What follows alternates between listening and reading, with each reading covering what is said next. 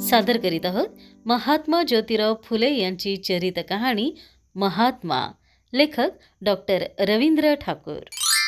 भाग 77. तिसऱ्या प्रहरी मुंबईच्या रस्त्यावरून एक घोडागाडी मार्केटकडे निघाली होती. गाडीत तात्यासाहेबांसह नारायणराव लोखंडे, यशवंतराव मणेरीकर आणि आनंदराव तालचेरकर ही मंडळी बसली होती. या फेरीतला तात्यांचा मुक्काम बराच लांबला. शेतकऱ्यांच्या प्रश्नांविषयीची त्यांची व्याख्यानं कामगार बांधवांना फार आवडली.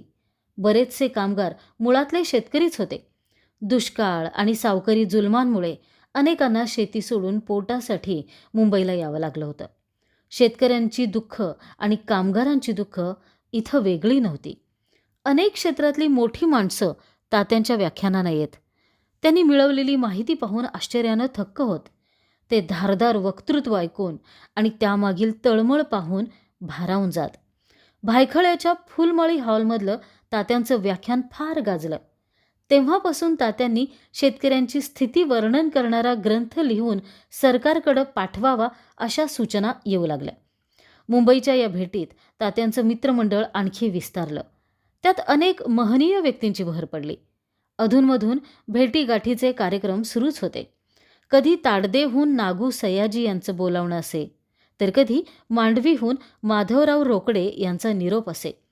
आज आनंदराव तालचेरकरांनी पानसुपारीसाठी बोलावलं होतं. तो कार्यक्रम आटोपून सर्व मंडळी जाया कराडी यांच्या भेटीला निघाली होती. माधवराव रोकडे यांचा त्याग आणि कष्ट पाहून तात्यांची मान आदरानं झुकली. दोन्ही पायांनी अपंग असूनही ते एक शाळा चालवतात. त्यांची शाळा आसपासच्या भागात इतकी नामांकित आहे की त्या शाळेत प्रवेश घेण्यासाठी दूरदूरहून विद्यार्थी येतात. शाळेची आर्थिक स्थिती वाईट आहे, परंतु माधवराव कोणापुढे हात पसरत नाहीत. गोळा होणारी सर्व फी इतर पंतोजींच्या पगारावर खर्च केली जाते. स्वतः माधवराव एक आणाही घेत नाहीत. कुटुंबाचा खर्च भागवण्यासाठी त्यांची पत्नी आणि मुलगी भाजीपाला विकतात. मुलगा शाळेत पंतोजीचं काम करतो. न्यायी आणि परोपकारी पंतोजी म्हणून माधवरावांचा सर्वत्र लौकिक आहे. जुन्नरजवळील निरगुडीसारख्या लहानशा गावात जन्मलेल्या माधवरावांनी अत्यंत कष्टानं शिक्षण घेतलं. लहान वयात आयुष्याला चिकटलेलं दारिद्र्य सोबत घेऊन ते भिवंडीला आले. मावशीच्या खानावळीत पत्रावळी काढायचं काम करू लागले. याच काळात त्यांचे दोन्ही पाय अधू झाले. कष्टाचं काम करणं अशक्य झालं. उदरनिर्वाहासाठी त्यांनी शाळा सुरू केली, पण त्यापायीच घर सोडावं लागलं. जन्मदात्या आईनं अल्पवयीन पत्नीसह घराबाहेर काढलं. कंगाल, बेघर अवस्थेत माधवरावांनी जिथे कोणी राहत नाही अशा एका पडक्या घरात आश्रय घेतला. लोक त्या घराला भूताचं घर म्हणत, परंतु माधवरावांनी तिथंही आपली शाळा सुरूच ठेवली. ती शाळा इतकी लोकप्रिय झाली की प्रभू आणि ब्राह्मण लोकसुद्धा या कुणबट पंतोजीच्या शाळेत आपली मुलं पाठवू लागले. त्यानंतर माधवराव भिवंडी सोडून मुंबईत आले. चिंचबंदर येथील मारुतीच्या देवळाच्या ओट्यावर त्यांनी आपली शाळा मांडली. ती जागा अपुरी पडू लागल्यावर तीच शाळा मांडवीत रघुनाथरावांच्या समाधीच्या जागी आणली गेली. शिक्षणाच्या कार्यासाठी आयुष्य वाहून घेणारी माधवरावांसारखी माणसं पाहून तात्यांना धन्यता वाटली. हिवाळ्याचे दिवस असूनही हवा उष्ण वाटत होती. मुंबईच्या हवेचा हा स्वभाव तात्यांना चांगला माहीत होता. तिसऱ्या प्रहराचं ऊन चटचट लागत होतं. पुढं काही अंतरावर लग्नाची वरात वाजत गाजत निघाली होती. मंदगतीनं जाणारी ती वरात मागं टाकून घोडागाडी पुढं सरकली. वरातीचा थाट सहजच नजरेत भरत होता. फुलांनी सजवलेल्या एका घोडागाडीत दागिन्यांनी मढवलेली नववधू बसली होती. तिच्या अवतीभोवती करवल्यांचं कोंडाळं पडलं होतं.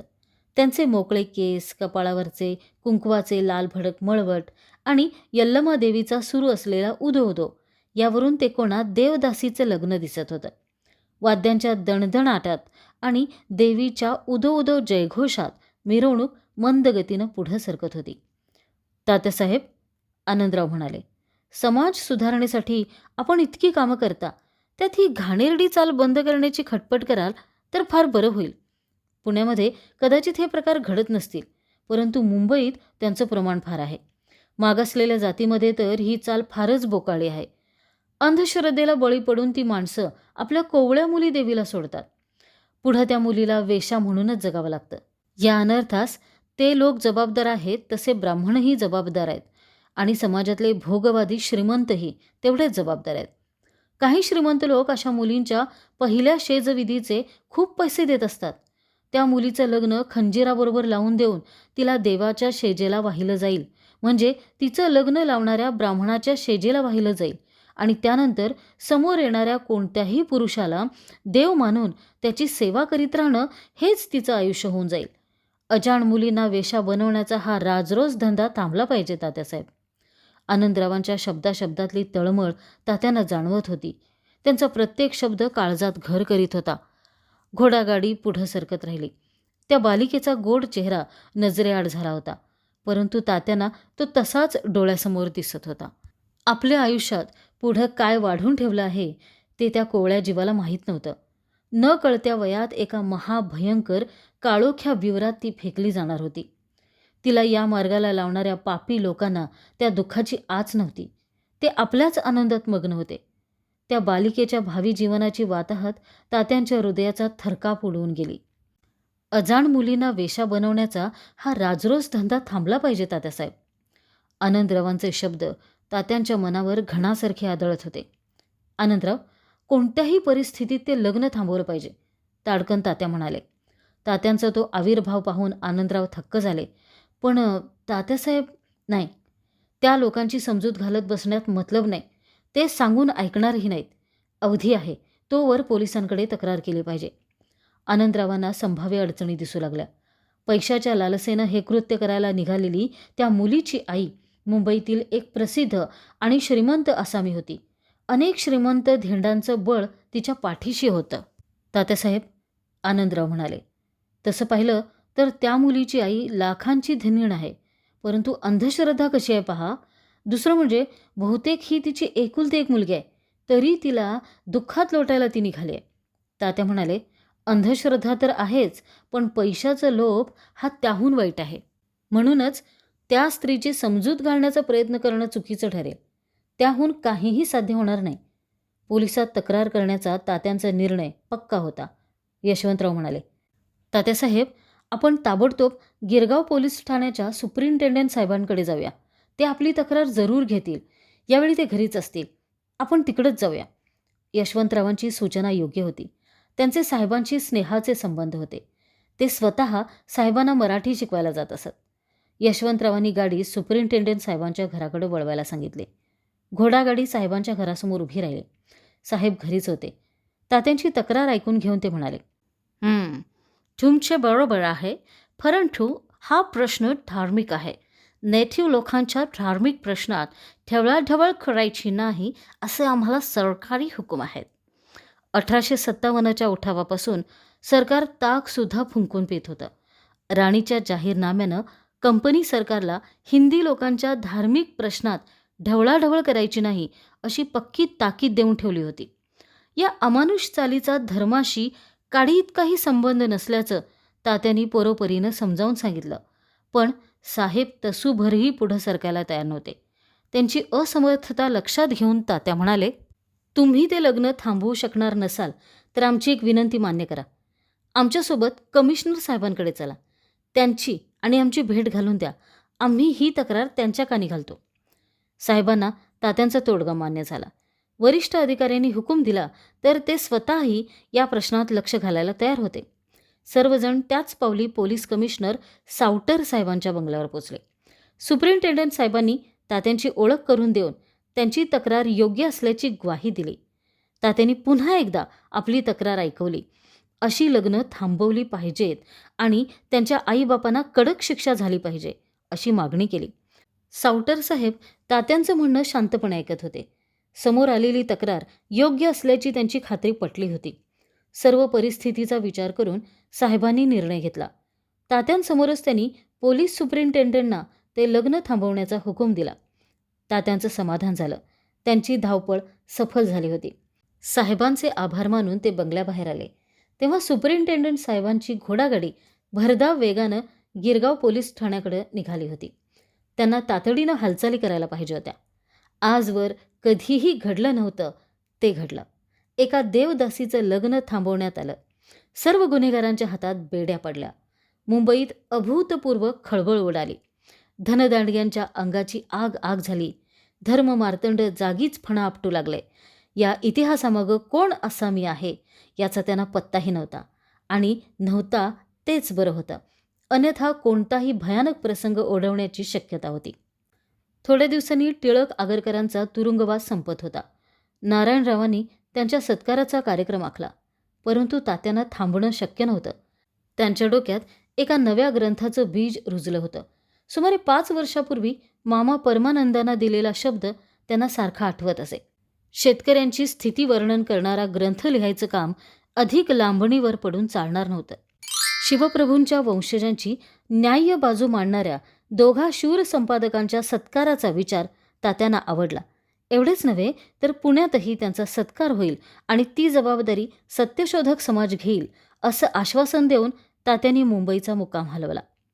तात्या मुंबईच्या घटनांवर लक्ष ठेवून होते. भूदेव ब्राह्मणांनी सरकारविरुद्ध हाकाटी उठवली होती. आमच्या धार्मिक चालीरीती बंद करून सरकार आमचा धर्म बुडवीत असल्याची ओरड त्यांनी सुरू केली होती. परंतु त्यामागचं खरं कारण सर्वांनाच माहीत होतं. त्यांना यापुढं देवदासी भोगायला मिळणार नव्हत्या. मुंबईतील बडी धेंडही म्हणे सरकारवर नाराज झाली होती. अजूनही त्यांना या प्रकरणामागील सूत्रधार माहीत नव्हता. एके दिवशी आनंदरावांचं पत्र आलं. तात्यांनी थांबवलेलं ते लग्न पुन्हा लावण्यात आलं होतं. एवढे प्रयत्न करूनही शेवटी नको तेच घडलं. हे पाहून तात्यांना फार दुःख झालं. दरम्यान मुंबईत सत्यशोधकांनी केलेला सत्कार स्वीकारून टिळक आगरकर पुण्यात आले. तात्यांनी मनावर आलेलं निराशेचं सावट झटकलं आणि ते नव्या उत्साहानं कामाला लागले. टिळक आगरकरांचा भव्य सत्कार घडवून आणून त्यांनी दीनबंधूसाठी नवी लेखमाला लिहायला घेतली. देवदासी प्रथा सरकारनं कायदा करून बंद पाडावी ही त्यांची मुख्य मागणी होती. त्या कामी लोकांनीही शक्य ते सहकार्य करावं ही अपेक्षा होती.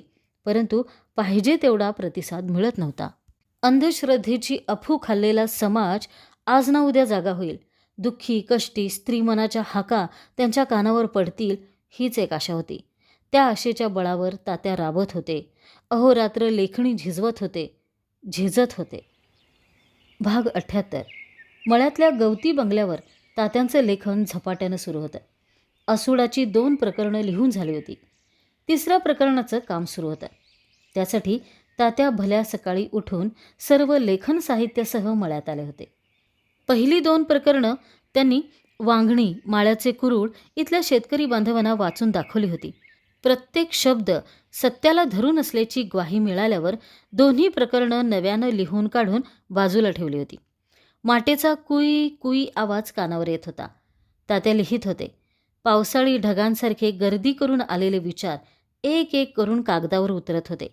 धूर्त ब्राह्मणांच्या ओंजळीनं पाणी पिणाऱ्या शूद्र संस्थानिकांचे आणि बारशापासून 12व्यापर्यंत शेतकऱ्यांना लुटून खाणाऱ्या ब्राह्मणशाहीचे व तिचाच बुजबुजाट झालेल्या इंग्रजी नोकरशाहीचे वाभाडे काढून झाल्यावर तात्यांनी नव्या विषयाला हात घातला.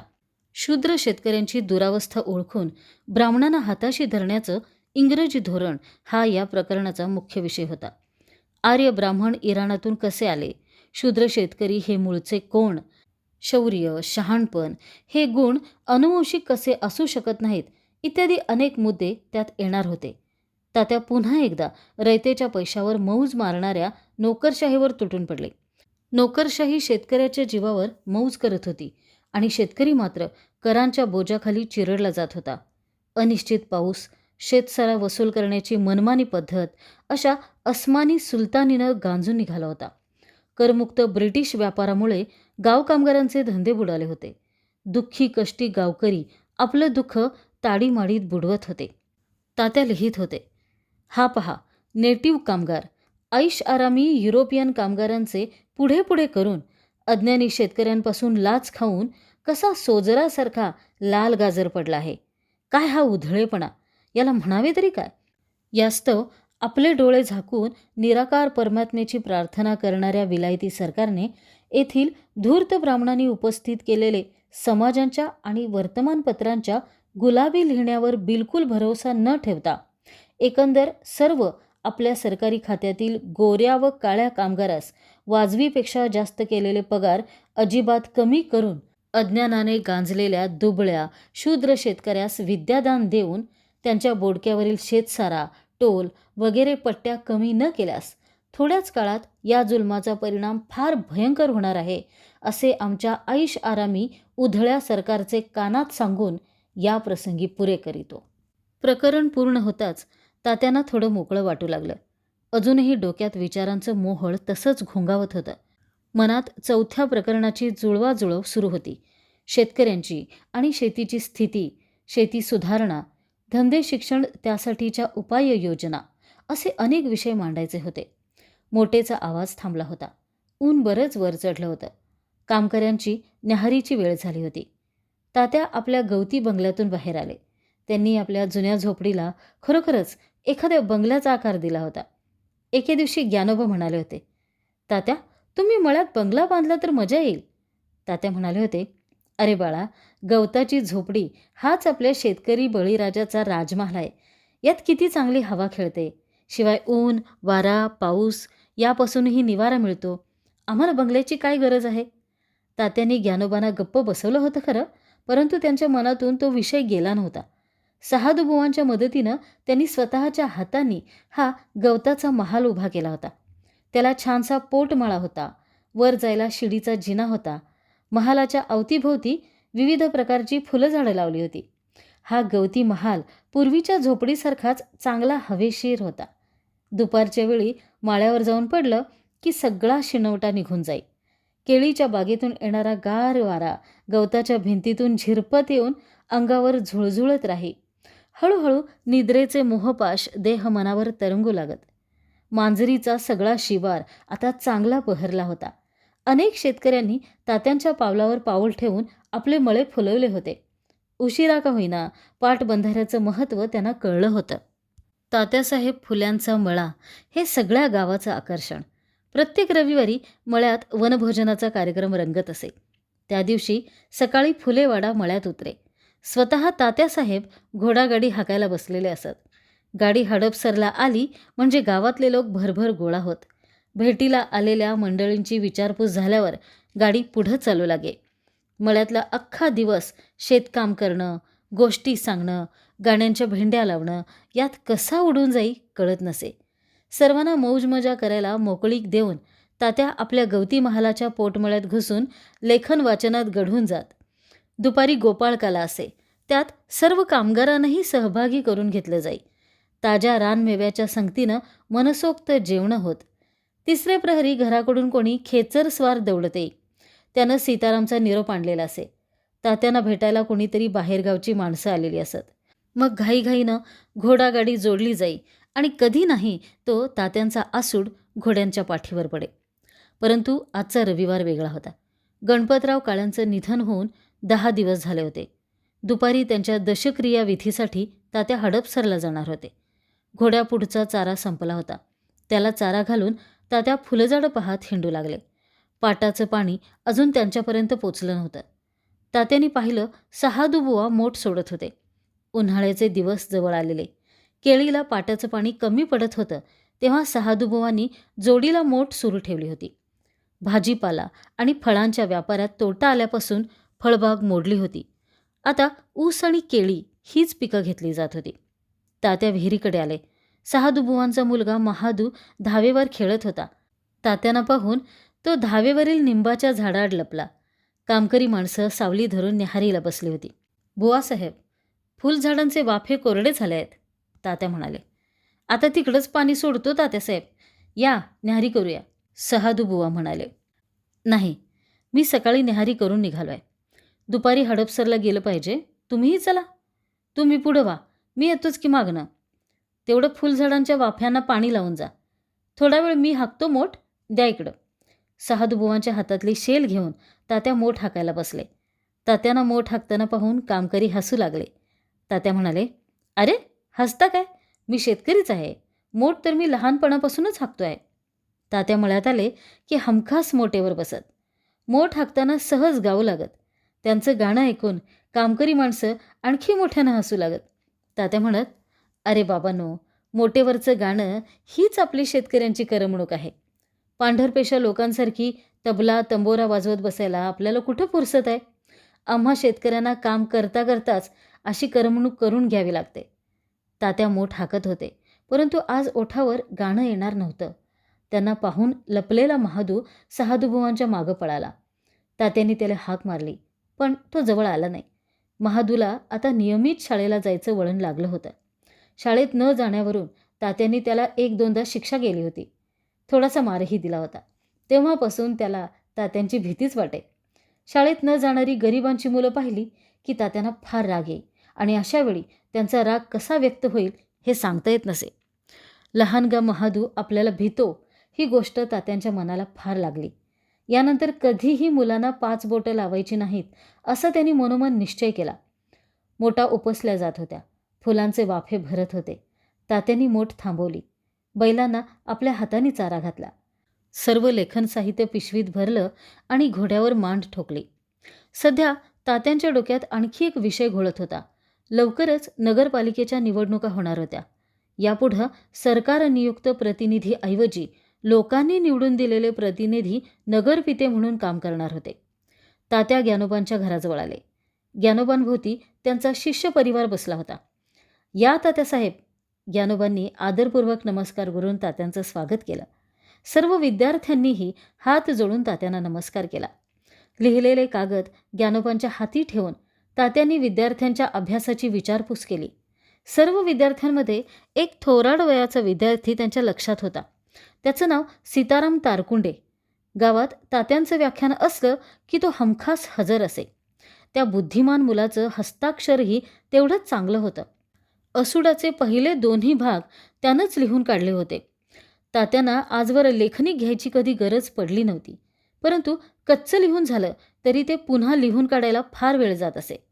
असुडाचा पहिला भाग लिहून झाला तेव्हा हेच घडलं. पुन्हा लिहून काढायच्या विवंचनेत असतानाच ज्ञानोबांच्या शाळेत सीताराम भेटला. त्यानं आपल्या वळणदार अक्षरात पहिल्या भागाची नक्कल करून दिली. दुसऱ्या भागाचं कामसुद्धा त्यानं तेवढ्याच आनंदानं केलं होतं. ज्ञानोबा सीतारामचे केवळ पंतोजी नव्हते तर पालक होते. सीतारामचे वडील रघुनाथराव तारकुंडे पानमळा पिकवीत. ब्राह्मणाच्या घरात जन्म घेऊनही पदरी विद्येची परंपरा नाही. गावात ब्राह्मण म्हणून प्रतिष्ठा नाही. अशा अवस्थेत वयाच्या 16व्या वर्षी सीताराम ज्ञानोबांच्या शाळेत आला आणि शिक्षण घेता घेता एक दिवस ज्ञानोबांच्या घरातलाच आणखी एक माणूस होऊन गेला. आपल्या पंतोजींचं काम आणि तात्यांचं काम त्याच्या दृष्टीनं वेगळं नव्हतं. असुडाचा 3रा भाग पूर्ण झालेला पाहून ज्ञानोबांना फार आनंद झाला. सीतारामला बोलवून त्यांनी ते कागद त्याच्या स्वाधीन केले. नक्कल करण्याच्या दृष्टीनं आवश्यक त्या सूचना दिल्या. तात्या ज्ञानोबांसह गणपतराव काळ्यांच्या घराकडे निघाले. अंगणात बरेच लोक जमले होते. तात्यांनी घरातल्या मंडळींचं स्वागत केलं. गोविंदाचे डोळे पुसले. यायला पाहिजे होती ती सर्व मंडळी आली होती. दुपारी अंगणात पंक्ती पडल्या. लोक जेवायला बसले. सर्वांसोबत तात्याही बसले. वाढप सुरू झालं. क्षौर केलेली गणपतरावांच्या भावकीतली माणसं प्रत्येक पंक्तीत फिरून वरण भात पोळी वाढू लागली. जेवणं झाली. शनिवारच्या सभेत असुडाच्या 3ऱ्या भागाचं वाचन करायचं ठरलं आणि तात्यांनी सर्वांचा निरोप घेतला.